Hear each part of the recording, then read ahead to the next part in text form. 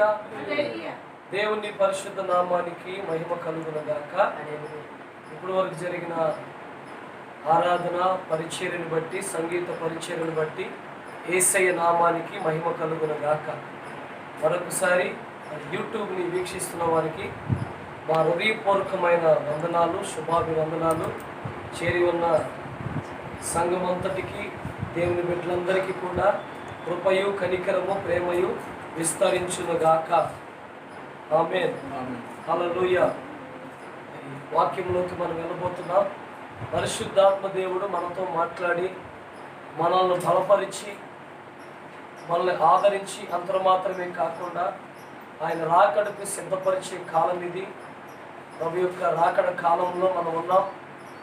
ప్రభు యొక్క రాకడలో ప్రభు వాగ్దానం చేసి ఉన్నాడు కదా, నేను వచ్చే ముందు అపాయకరమైన పరిస్థితులు, అక్కడక్కడ భూకంపాలు, మనుషుల్లో ప్రేమ చల్లారిపోవటం, ఇవన్నీ వాక్యాలు నెరవేరటం మనం చూస్తున్నాం. మరి చూస్తున్నప్పుడు మనం ఎక్కువగా చేయాల్సింది ఏంటంటే ప్రభు యొక్క రాకడ కొరకు సిద్ధపడటం. దేవునికి మహిమ కలుగునుగాక. Praise the lord. వాక్యంలోకి వెళ్దామండి. కీర్తనలు, దావీదు యొక్క రాసిన కీర్తన 20వ అధ్యాయము 8వ వచనం. వారు కృంగి నేల మీద పడి ఉన్నారు, మనము లేచి చక్కగా నిలుచుచున్నాము. వారు కృంగి ఎక్కడ పడ్డారు? నేల మీద పడి ఉన్నారు, మనము లేచి చక్కగా ఉన్నాం. ఇప్పుడు కృంగిన వాళ్ళు ఎవరు? దావీదుకి యుద్ధం చేయడానికి వచ్చిన వ్యక్తి పేరు గొలియాత్. ఇప్పుడు అతను కృంగి ఎక్కడ పడ్డాడు? నేల మీద పడ్డాడు. ఎందుకంటే అతను అతిశయించిన వ్యక్తి. బాగా వినండి, అతను అతిశయించాడు కాబట్టి అతడు కృంగి నేల మీద పడ్డాడు అంటండి. మరి లేచి చక్కగా నిలబడిన వాళ్ళు ఎవరు? మరి కీర్తనలో 8వ వచనాన్ని, అది 10వ వచనాన్ని మనం చదవాలి. 32వ కీర్తన 10వ వచనం జాగ్రత్తగా చూడండి. భక్తిహీనులకు చూడండి, భక్తిహీనులకు వేదనలు అనేకమైనవి కలుగుచున్నవి. యెహోవా యందు నమ్మిక ఉంచు వారిని కృప ఏం చేసిందంట? ఎవరి మీద కృప ఆవరించి ఉన్నది? నమ్మిక కలిగిన వారు. అయితే భక్తిహీనులకి వేదనలు వస్తాయి. రేపు భయంకరమైన వేదనల పరిస్థితి కూడా ఉంది. చూడండి, నా తండ్రి ఇంట అనేకమైన నివాసాలు ఉన్నాయి అన్నాడు కదా యేసు ప్రభు వారు. వాటిల్లో ఒకటి వేదనలు, అచ్చంగా వేదనలు పడే నివాసం ఉంటుంది. ఆ దాంట్లోకి ఎవరు వెళ్తారండి అంటే భక్తిహీనులు, అనగా భక్తి లేనివారు. భక్తి లేనివారు అనగా ఎవరంటే ఇంకా మార్పు చెందనివారు. దేవుడు వాక్యం ఎంత స్ప్రెడ్ అవుతున్నా కానీ ఇంకా చెవినివ్వక, ఇంకా మనసు పెట్టక, ఇంకా దేవుని వాక్యము ప్రకారం విని దాని ప్రకారం జీవించక, ప్రైజ్ ది లార్డ్, దేవుని మాటను ఆలకించిన వారు ఎవరయ్యా అంటే భక్తిహీనులుగా మనకు కనపడుతున్నారండి. మరి భక్తిహీనులందరూ ఏమవుతారంటే కృంగి నేల మీద పడతారు. అరే, భక్తి కలిగిన వారు, భయభక్తులు కలిగిన వారు, వారు మొదట కొద్దిగా ఉన్న కష్టములో ఉన్న ఇబ్బందులో ఉన్న వారు చూస్తానికి చిన్నవారిగా ఉన్న భక్తిహీనులు ఏం చేస్తారంటే భక్తి కలిగిన వారు, క్షమించండి, భక్తి కలిగిన వారు లేచి నిలబడతారు. భక్తి కలిగిన వారిని, దేవుడితో సహవాసం చేసేవారిని దేవుడు ఏదో ఒక రోజుకి లేపి చక్కగా నిలబెడతాడు. హల్లెలూయా. మరి భక్తిహీనులకి ఏమైందంట? వేదనలు వస్తాయి, వేదనలు కలుగుతాయి, అనేకమైన వేదనలు, అనేకమైన కష్టాలు. ఎందుకు ఇన్ని కష్టాలు, ఇన్ని బాధలంటే వారు భక్తిని కనపరచక భక్తిహీనులుగా ఉంటున్నారు కాబట్టి. స్తోత్రం. మరొక వచనం చదువుదాం. సామెతల పుస్తకం 11వ అధ్యాయము 28వ వచనాన్ని ధ్యానించండి. సామెతలు 11:28. దేవుడు మనతో మాట్లాడుతున్నాడు, అందరూ శ్రద్ధగా వినండి. సామెతలు 11:28. ధనమును నమ్ముకున్నవాడు నీతిమంతుడు చిగురాకు వలె బుద్ధినందుడు. తన ఇంటి వారిని బాధ పెట్టువాడు గాలిని స్వస్థరించుకోను. చూడండి, 11:28 అండర్లైన్ చేసుకుంటే ఇక్కడ ఏమన్నాడు? సామెతలు 11:28లో ధనమును నమ్ముకునేవాడు ధనాన్ని నమ్ముకున్నవాడు పాడైపోవును, నీతిమంతుడు చిగురాకు వలె హల్లెలూయా చెప్పండి. ఇప్పుడు మన పెరట్లో మనకి ములగ చెట్టు ఉందనుకోండి, ఆ ములగ చెట్టు మొత్తం ఎండిపోయి ఏదో కరెంటు తీగలకి అడ్డొచ్చి మనం దాన్ని ఎరగొట్టేసినప్పుడు నువ్వు మరలా వారం తర్వాత, నెల తర్వాత చూస్తే ఏమైంది తెలుసా? మరలా ఆ యొక్క ములగ చెట్లో నుంచి చిగురులు ప్రారంభం అవుతూ ఉంటాయి, చిగురిస్తూ ఉంటుంది. ఆటోమేటిక్గా చిగురు వస్తుంది. ఆశ్చర్యం వేస్తుంది. చిగురు కూడా చక్కగా పచ్చగా కళ్ళకి నిగనిగలాడుతూ దాన్ని చూస్తేనే అసలు ఎంత ఆనందం వేస్తుందో, అంత చక్కగా చిగురేస్తుంది. అంటే అప్పుడు వరకు దాని మోడేమైంది? విరగొట్టబడింది. కానీ ఏమైంది? మళ్ళా అది చిగురు వస్తుంది. అట్లాగే నీతిమంతుడంట చిగురిస్తాడు. నీతిమంతుడు ఒకవేళ అభివృద్ధిలో లేకపోయినప్పటికీ, నీతిమంతుడు ఎవరు అండ లేకపోయినప్పటికీ, నీతిమంతుడు ఈ లోకంలో గౌరవప్రదమైన మర్యాదలు లేకపోయినప్పటికీ అతడి నీతిని కాపాడుకుంటే మాత్రము దేవుడు అంటే అతన్ని చిగురాకు వలె చిగురింపజేస్తాడు. మరి ధనాన్ని నమ్ముకున్నవాడి పరిస్థితి కింద పడిపోతాడు. నాకు ఆ ధనం ఉంది, నాకు ఈ ధనం ఉంది, నాకు అక్కడ అది ఉంది, నాకంటే ఏంటి అన్న వాడు మాత్రం ఏమవుతాడు? పడిపోక తప్పదు. హల్లెలూయా. వారు కృంగి నేల మీద పడ్డారు అన్నాడు కదా, అది అండర్లైన్ చేసుకోండి. వారు అనగా ఎవరు అంటే ధనం మీద నమ్మిక ఉంచి అతిశయించిన వాడు, డబ్బు మీద నమ్మిక ఉంచి అతిశయించిన వాడు, కండ బలాల మీద నమ్మిక ఉంచి అతిశయించిన వాడు. నాకేంట్రా, నా బలానికి ఏంట్రా అని ఎవరైతే నాకు ఏంటి అంటారో వారు కృంగి నేల మీద పడే పరిస్థితి వస్తుంది. నాదేముందయ్యా, అంతా నా దేవుని కృప వల్లనే అని అంటాం చూడు, అంతా నా ప్రభు కృపే అని ఎవరైతే తగ్గించుకుంటారో, నీతిని కాపాడుకుంటారో, బైబిల్లో ఇంకో మాట కూడా ఉంది, నీతిమంతులు సింహము వలె ధైర్యముగా ఉంటారంట. హల్లెలూయా. నీతిమంతులు ఎలా ఉంటారు? నీతిమంతుడు 1000 రూపాయలు అప్పు కాదు, 10,000 రూపాయలు అప్పు ఉన్నా సరే ఆ నీతిమంతుడు ధైర్యముగా ఒక అబద్ధం చెప్పకుండా ఎదుటి ప్రార్థన చేసుకొని అప్పు కలిగిన వాడి దగ్గరికి వెళ్ళి సమాధానం చెప్తే అతని వ్యక్తి కొడదామని వచ్చిన వాడైనా, లేకపోతే తిడదామని వచ్చిన వాడైనా, అవమానపరుచుదామని వచ్చిన వాడైనా ఇతను నీతిమంతుడై ధైర్యముగా ఉన్నాడు కాబట్టి దేవుడు అతను నోరును మూసి అతను సమాధానపడి అతను వెనక్కి వెళ్ళిపోయే కార్యాలు కూడా దేవుడు చేస్తాడు. ఎందుకు చేస్తాడు? ఇతను అతిసేపు వల్ల. కొంతమంది చూడండి, అప్పు ఇవ్వాల్సి వచ్చి కూడా ఏంటంట లేవంతే అంటారా?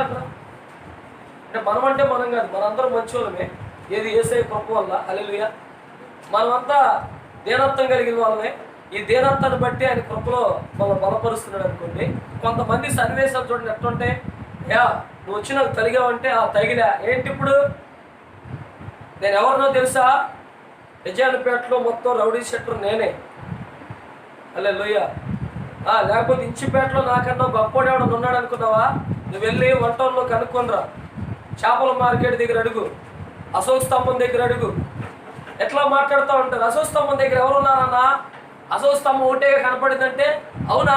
అశోక్ స్తంభం పక్కన నాకు కావాల్సిన వ్యక్తి ఒక వ్యక్తి ఉన్నాడు, అతను టీ అమ్ముకుంటాడు. అతని దగ్గరికి వెళ్ళు, పలానా వ్యక్తి ఏంటని అడిగితే ఆ వ్యక్తి చెబుతాడు. అమ్మో అంటే వాడుకున్న వెనకాల బ్యాక్గ్రౌండ్ బట్టి, సరే వాడు కాదండి అతను అన్నాం, ఆ వ్యక్తి, ఆ సహోదరుడు మనం గౌరవిస్తున్నాం. ఆ వ్యక్తి ఏమన్నాడంటే తనకున్న వెనకాల బలాన్ని బట్టి అతిశయపడుతున్నాడు.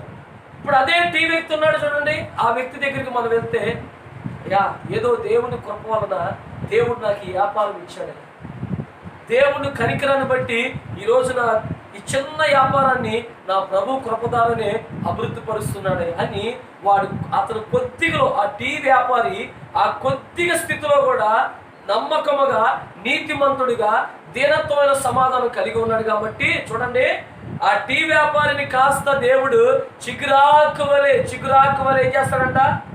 ఇప్పుడు చదివాం మనం సామెతలు, వృద్ధి పొందిస్తాడు. వృద్ధి అంటే ఈ రోజు ఉన్న దానికన్నా, రేపున్న దానికన్నా దేవుడు అభివృద్ధి పరుస్తాడు. ఎందుకంటే అతనిలో హెచ్చింపు లేదు, అతిశయపడట్లేదు.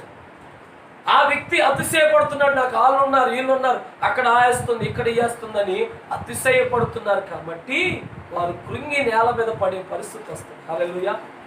ఫరో ఉన్నాడు, చాలా అతిశయపడ్డాడు.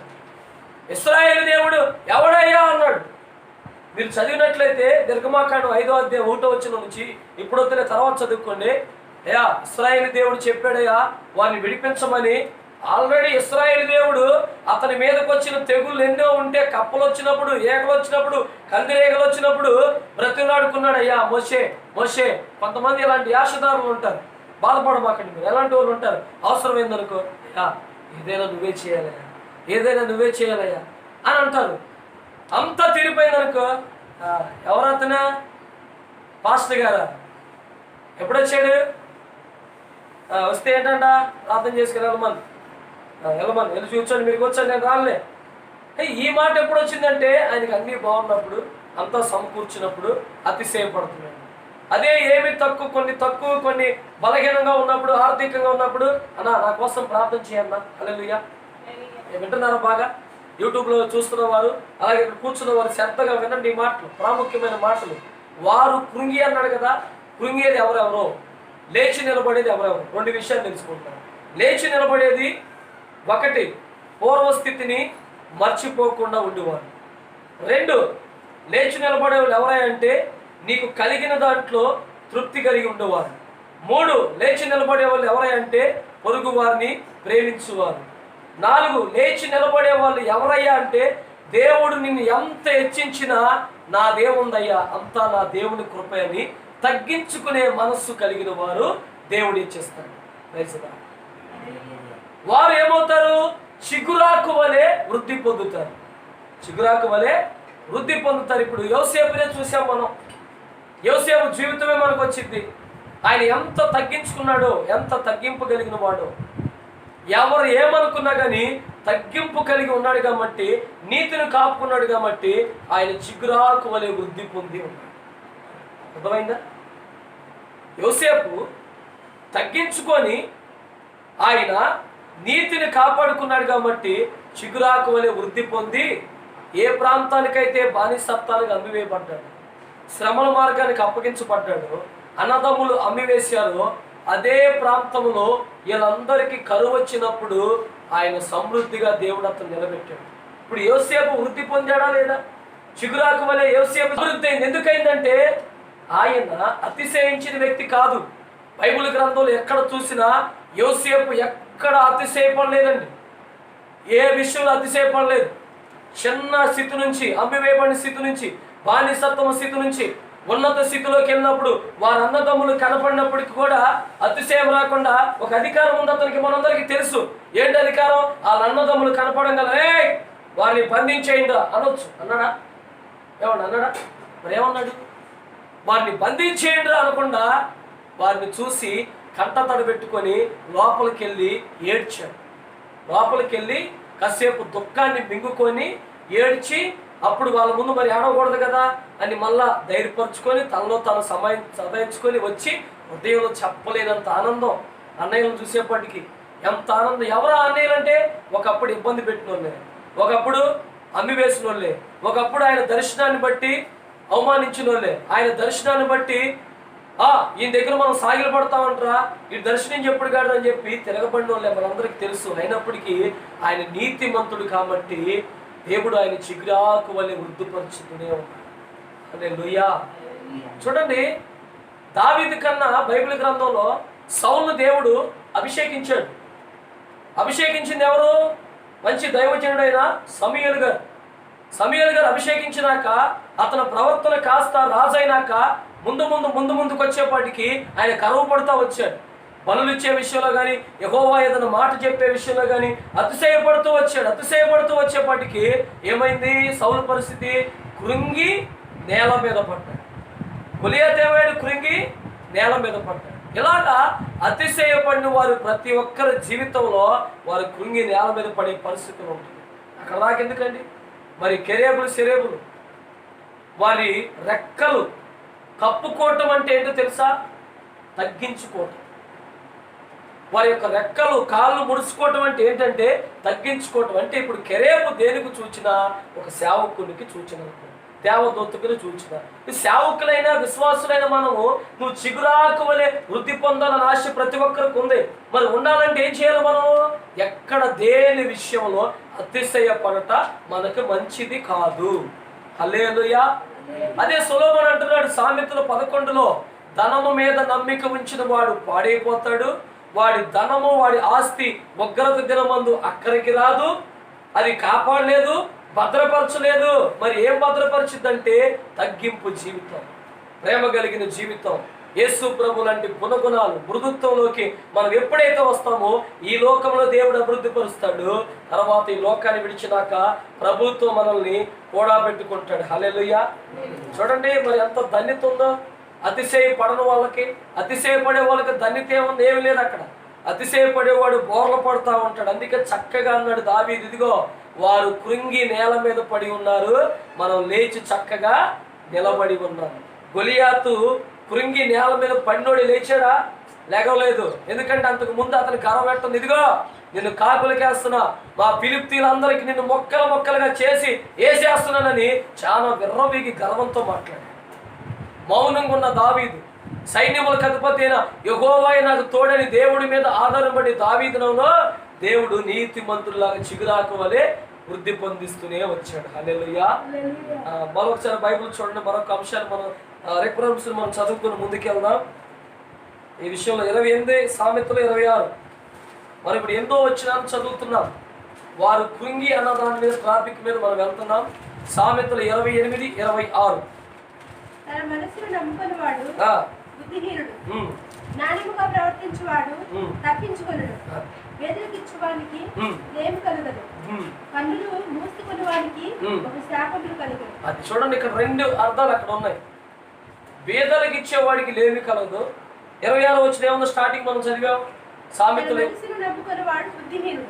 తన మనసును నమ్ముకోవటం అంటే తనకున్న బలాన్ని నమ్ముకోవటం, తనకున్న ఆస్తిని నమ్ముకోవటం. ఇలాంటి వాళ్ళు లేరంటారా? నాకు తెలిసిన వాళ్ళు చాలా మంది ఉన్నారు, పేర్లు అవసరం లేదు. నాకు తెలిసిన వాళ్ళు, నేను సంభాషించిన వాళ్ళలో చాలా మంది కనపడ్డారు. ఏంటా అంటే, నాకేంట్రా 6 ఎకరాల పొలం ఉంది, 20 ఎకరాల మాగానే ఉంది, ఇంకా అక్కడ మామిడి తోటలు ఉన్నాయి, ఇక్కడ అయ్యి ఉన్నాయి, ఇక్కడ అయ్యి ఉన్నాయి. సరే అన్న, ఇన్ని ఉన్నాయి. ఏంటంటే ఏమి లేదు, ఎవరిని లెక్క చేసిన పని నాకు లేదు. ప్రతి ఒక్కడు వచ్చి నా కాళ్ళ కింద ఉండాల్సిందే, కానీ నేను వెళ్ళాల్సిన పని నాకేంటయ్యా, నాకేంటంత అవసరం? హల్లెలూయా. ఇది ఏంటంటే తన ధనాన్ని బట్టి తన కన్నులు అంటే తన మనోనేత్రాలు మూసుకుపోయి, ఇక అతనికి ప్రేమ తెలీదు, ఇతరులకి సహాయం చేసే మనసు ఉండదు, ఇతరులను ప్రేమించి గౌరవించాలన్న మనసు ఉండదు. ఆ గాయం పడితే ఆ గాయాన్ని మానపాలి అనే ఆలోచన ఉండదు. అమ్మో, నేను మాట్లాడే మాట ద్వారా హృదయానికి గాయమైద్దేమో, ఎంత ఇస్తే మాత్రం నేను ఇలా మాట్లాడకూడదేమో హల్లెలూయా అన్న ఆలోచన ఆ సమయంలో అతనికి రాదు.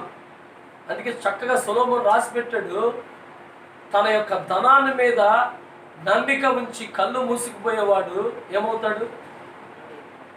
అలాగే పేదలకిచ్చేవాడు, లేని వారిని గమనించేవాడు, అలాంటి వారితో చక్కగా మాట్లాడేవాడు, ఇతరుకున్న దాంట్లో సహాయం చేసేవాడిని దేవుడు నిలబెడుతూనే ఉంటాడు ఎన్ని తరాలకైనా సరే. హల్లెలూయా. ఎన్ని తరాలకైనా అతడు అభివృద్ధి చెందుతాడు, అతని కుటుంబం అభివృద్ధి చెందిద్ది. ఈ అభివృద్ధి ఎక్కడి నుంచి వస్తుందంటే అక్కడ తను ఎప్పుడు కూడా అతిశయపడలేదు. ఎంత ఉన్నా కానీ ఆ లేనివాడితో సమానంగా కూర్చొని మాట్లాడుతున్నాడు. యేసుప్రభు వారు చూడండి, ధనవంతుడైన ఆయన దరిద్రుడిగా దిగొచ్చాడు. అంత ఉన్న ఆయన దరిద్రుడిగా ఈ లోకానికి దిగివచ్చి ఎక్కడన్నా అతిశయపడ్డా? ఇప్పుడు ఆయన జన్మ మనకి ఏం సూచిస్తుందంటే, పరలోకంలో ఆ మహిమ కలిగిన పట్టణంలో ఉండాల్సిన ఆయన ఒక పశువుల పాకను ఎందుకు కోరుకున్నాడంటే, అతిశయం అనేది ఇష్టం ఉండదు ప్రభుకి. హల్లెలూయా. ఎక్కడ అతిశయపడటం అనేది ప్రభు యొక్క సేవా జీవితంలో కానీ ఏమాత్రం లేదు. కాబట్టి ఆ ఫిలిప్పీ పత్రిక చక్కగా తెలియపరుస్తుంది మనకి. హల్లెలూయా. దేనికి కూడా అతిశయపడకుండా ఎంత మరుగై ఉంటారో దేవుడు వారినంట అంత హెచ్చిస్తాడని. యాకోబు గారు ఉన్నారు, మనందరికీ తెలుసుగా, యేసు ప్రభు గారు సహోదరుడు. ఆ యాకోబు ఏం చెప్తున్నాడు? ప్రభు దృష్టికి మనం ఎంత తగ్గి ఉంటామో, ఎంత మరుగై ఉంటామో, మన మాటలు కొద్దిగా ఉండి ప్రభుకి ఇష్టముగా ఉండి ఎవరు అతిశయించుకున్నా కానీ ఆయన రక్తంలో కడగబడిన వారు దేవుడు ఒకవేళ నీకు ఏదైనా ఇచ్చాడా, నువ్వు తగ్గించుకుని ఆయన మహిమపరచు. ఎందుకంటే ఆయన పిల్లలను ఆయన ఎక్కడ పస్తుంచడని వాక్యం సెలవిస్తుంది కదా. సింహపు పిల్లలైనా ఆకలి కొని ఉంటే ఏమో కానీ యెహోవాని నువ్వు ఈరోజు ఆశ్రయించావు. నేను ఆశ్రయించాను కాబట్టి నీకు నాకు దేవుడు ఏ మేలు కూడా కొదువై ఉంచడు. హల్లెలూయా. నీకు ధారాళమైన మేలులు ఇస్తాడు. మరి ఆ మేలులు అందుకొని అందుకొని అందుకొని విస్తారమైన మేలులకు నువ్వు వెళ్ళావనుకో, వెళ్ళినాక నీకు కావాల్సింది ఏం తెలుసా, అక్కడికి వెళ్ళినాక కూడా నీకు తగ్గింపే ఉందనుకో, నువ్వు ఎన్నడికి బోర్లు పడే అవకాశం లేదు. చాలా మందికి ఇది తెలియక పెరిగే కొద్దిగా వారి ఆత్మీయ జీవితంలో మార్పు వచ్చింది, ప్రార్థన జీవితంలో మార్పు వచ్చింది, మాట్లాడే విషయంలో మార్పు వస్తుంది. ప్రార్థన జీవితంలో వారు బాగా ఎదిగినాక అంతకు ముందు ఉన్న వైరాగ్యం ఉండదు, అంతకుముందు ఉపవాస ప్రార్థనకు వచ్చినట్టు రారు. అయితే అందరూ కాదు, కొందరే ఉంటారు. అందరూ అని ఇక్కడ కూడా లేదు. కొందరు అనే బైబిల్లో కొన్నిసార్లు రాయబడి ఉంది. కొంతమంది ఏం చేస్తారు, దేవుడు సమృద్ధి అయినప్పుడేమో ప్రభువా నా దేవా నా ప్రభువా నన్ను కనికరించే అంటారు. తర్వాత దేవుడు వారు మొర విని ఆకాశము నుండి ఒక్క మాట విడుదల చేసి, దేవుడు అన్నాడు కదా యెహెజ్కేలు పుస్తకం 17:24 ఏమన్నాడు, ఎక్కడ చదువుతారా? యెహెజ్కేలు పుస్తకం 17:24 చదవండి, త్వరగా చదవండి. టైం ఎంత?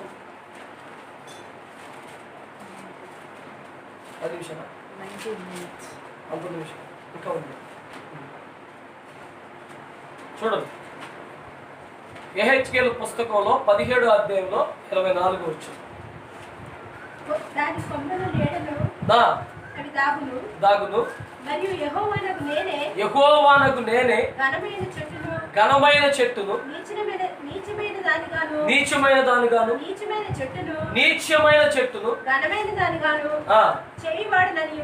పచ్చని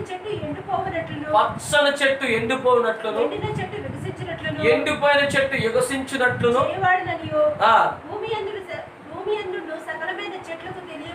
హల్లెలూయా.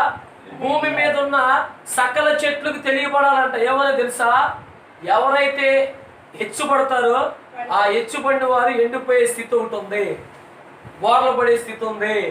ఎవరైతే తగ్గుంటారో వారు పడిపోకుండా అది ఒక ఎండిపోయిన దేవుడు మరలా దాన్నే చిగురిస్తాడు. హల్లెలూయా.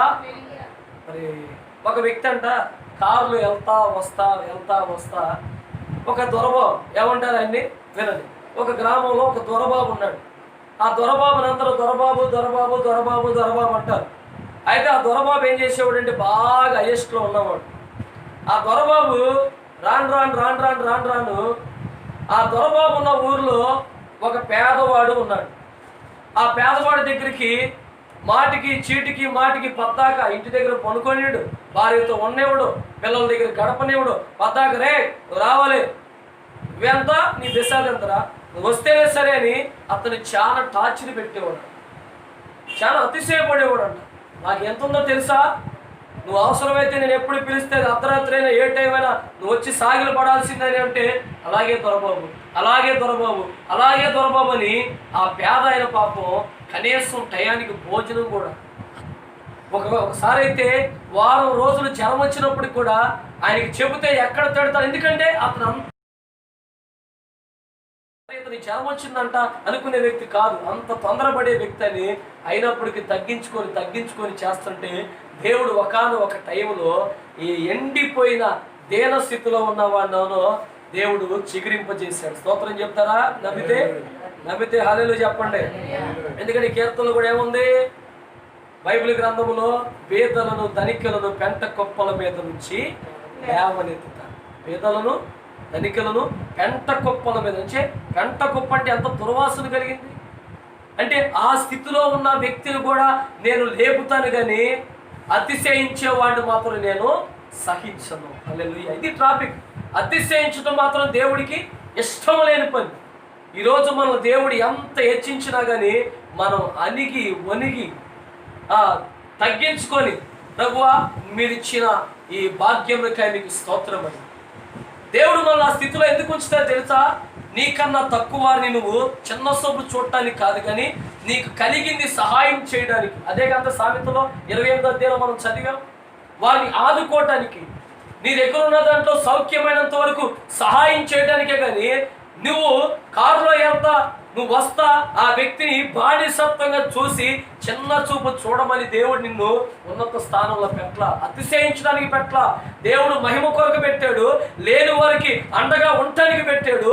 నిన్ను ఆ స్థితిలో ఎందుకు ఉంచాడంటే నీ దగ్గర ఉన్న వారికి సౌఖ్యమైనంత వరకు వారికి ఏ కరువు రాకుండా, ఏ గొదువు లేకుండా వారి పరిస్థితిని వెళ్ళి పరిశీలించి వారిని అర్థం చేసుకొని వాళ్ళు ఎలాంటి కష్టాలు ఇబ్బందులు ఉన్నారో నీ దగ్గర ఉన్నదే లేని దేవుడు ఇవ్వమని చెప్పలా, ఉన్నది వారికి ఇచ్చి వారి కొరకు ప్రార్థన చేసి వారిని కౌగిలించుకునే మనసు నీకుంటే ఇప్పుడున్న స్థితి కన్నా ఇంకా 1000 రెట్లు చేయగలుగుతాడు. హల్లెలూయా. బైబిల్ గ్రంథంలో మాట ఉంది కదా, ఇప్పుడున్న వాటికన్నా 1000 రెట్లు చేయగలుగుతాడు. మరి 1000 రెట్లు దీవులు ఎవరు పొందుకుంటారు అంటే అతిశయం లేని వ్యక్తి, దేని విషయంలో అతిశయ పడని వ్యక్తి మాత్రమే ఈ దీవులు పొందుకుంటాడు. ఇప్పుడు 8వ వచనం క్లియర్ అయింది. 9 చదవచ్చు చూడండి. ఇప్పుడు 9వ వచనం కీర్తన 29 చదవండి. కీర్తనలు 20 అధ్యాయం 9వ వచనం.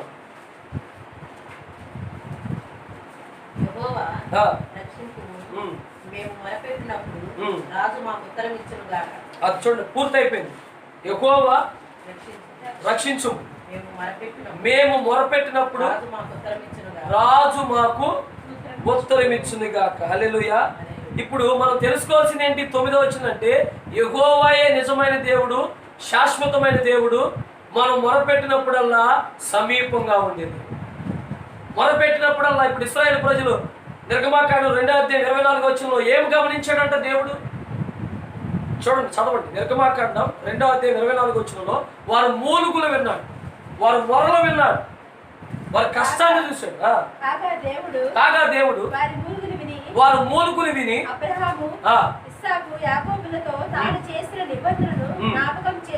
చాలు ఏమిన్నాడు? అక్కడ మూలుగులను విన్నాడు. ఇర్మియా పుస్తకం 33వ అధ్యాయం 3వ వచనంలో నాకు మొరపెట్టు వారిని నేను విడిపిస్తాను అన్నాడు. కీర్తన 145:19లో నాకు నిజముగా మొరపెట్టు వారికి నేను సమీపంగానే ఉంటాను అన్నాడు. హల్లెలూయా. ఎన్ని చోట్ల అంటే ఎందుకు సమీపంగా ఉన్నాడంటే మన దేవుడు శాశ్వతుడైన దేవుడు. దావీదు అనుభవాలు చూడండి ఎలా ఉండేవి. దావీదు ఏమనే తన జీవితంలో అనుభవం సంతోషం ఎలా ఉందంటే 9వ వచనంలో ఆయనకు మొరపెట్టు వారికి యెహోవా నిజమైన దేవుడు గనక, ఉన్నవాడు అనువాడు గనక ఎప్పుడు పిలిస్తే అప్పుడు పలికే దేవుడు. ఎప్పుడు మనం అయ్యా అబ్బా తండ్రి అంటే కనికరించే దేవుడు.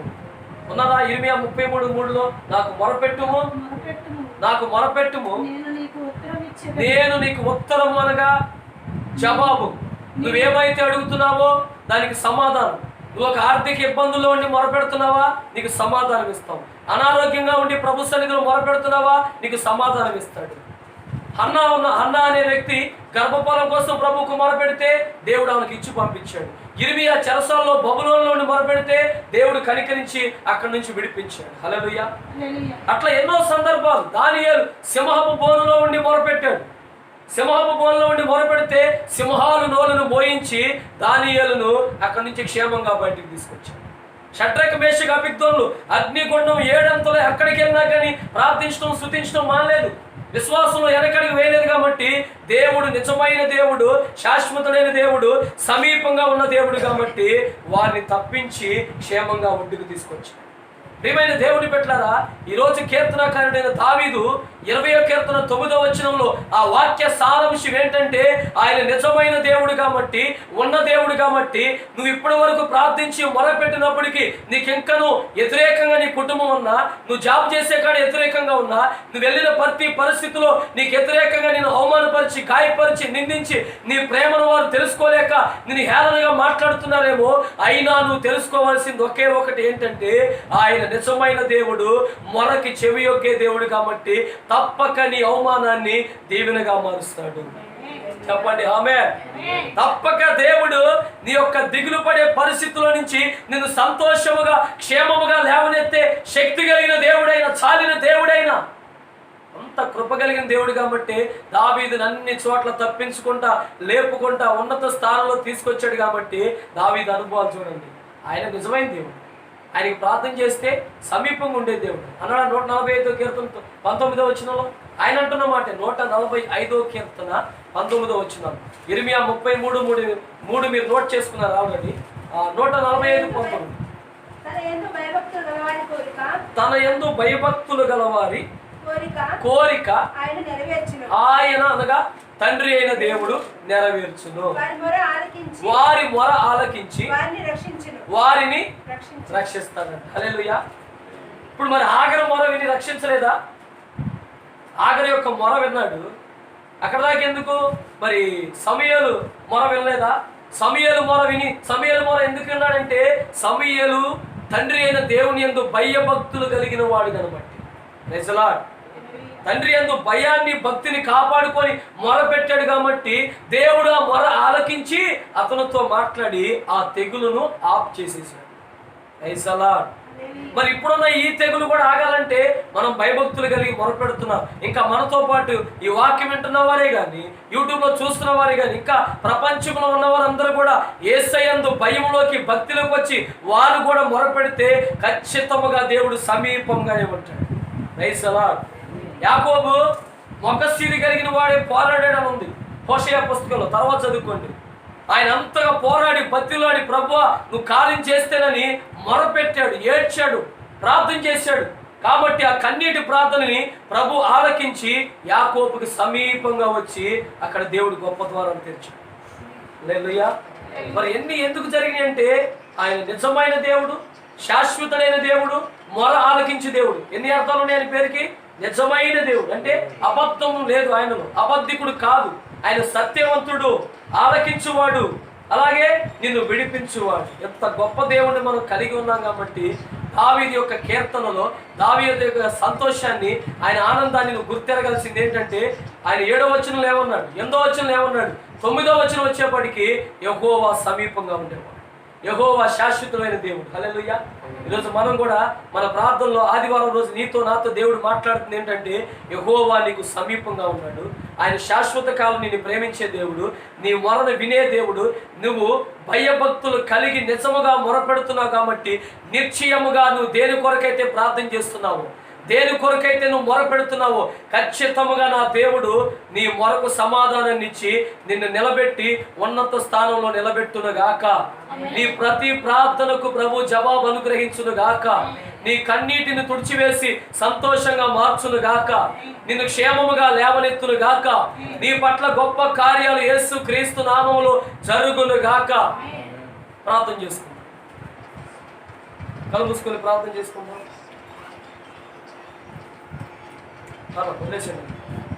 సైలెంట్ అందరూ ఎక్కడో అక్కడ మోకరించి ప్రార్థన చేస్తాం. మహాపరిశుద్ధుడైన తండ్రి మీ స్తోత్రం. జీవాధిపతి మీకే వందనాలు. జీవము కలిగిన దేవా మీకు స్తోత్రాలు. శుక్రవారం పార్ట్ 1గా ఇప్పుడు 2గా తండ్రి అతిశయించిన విషయాలు కొన్ని విషయాలు మాకు తెలియపరిచారు. మేము ఎక్కడ ఏ విషయాల్లో కూడా అతిశయపడకుండా వారు కృంగి నేల మీద పడి ఉన్నారు, మనము చక్కగా లేచి, మనము అనగా ఎవరైతే తగ్గించుకుంటారో, వాక్యానుసారంగా ఉంటారో, నీతి నిమిత్తం హింసపడినప్పటికీ కూడా తిరుగుబాటు చేయకుండా ప్రేమనే చూపిస్తారో యోసేపులాగా, అలాంటి వారిని లేచి నిలబెట్టి చక్కగా నిలబెడతానని చెప్పారు. యేసయ్య నిజముగా మాకు సమీపంగా ఉన్న దేవుడు. ఇర్మియాతో మాట్లాడు చెరసాల్లో, నాకు మొరపెట్టుము నేను నీకు ఉత్తరం ఇచ్చేదని.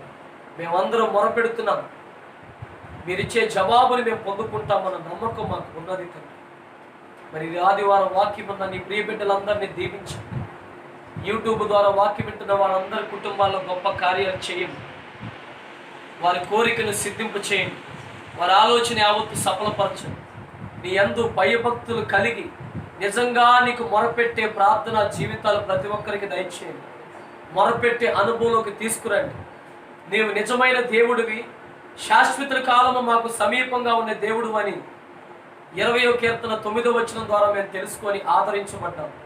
మరి నీ ప్రియ బిడ్డలందరూ కూడా నా పరిస్థితి ఏంటి ఇలా ఉంది, నా జీవితం ఏంటి ఇలా ఉంది, నాకేంటి కష్టాలు అవమానాలని ఎవరైతే బాధపడుతున్నారో వారితో ఈరోజు 20వ కీర్తన 9వ వచనం ద్వారా మాట్లాడి శాశ్వతుడైన దేవుణ్ణి, నిజమైన దేవుణ్ణి, మొర ఆలకించే దేవుణ్ణి, నీకు సమీపంగా ఉండే దేవుణ్ణి నేనున్నానుగా బిడ్డ, నువ్వేమాత్రం దిగులు పడొద్దు, భయపడొద్దు అని చక్కగా మీరు ధైర్యపరిచి ఆదరించి, మేము ఎక్కడ అతిశయపడకుండా తొందరపడకుండా మేము ఎల్లప్పుడూ తగ్గించుకొని, కెరేబులు షెరేబులు ఎలాగైతే తగ్గించుకునియో మా జీవితాల్లో కూడా తగ్గింపు కలిగి సేవా జీవితంలో ముందుకు వెళ్ళటానికి, విశ్వాసుల జీవితాల్లో ఆత్మీయుల జీవితాల్లో కూడా తగ్గింపు కలిగి నీకు మహిమకరంగా నిలబెట్టే కృపను దయచేసి ఈ వాక్యమును విని ఆలకించిన ప్రతి కుటుంబంలో దీవెనకరమైన వర్షాన్ని పంపించండి.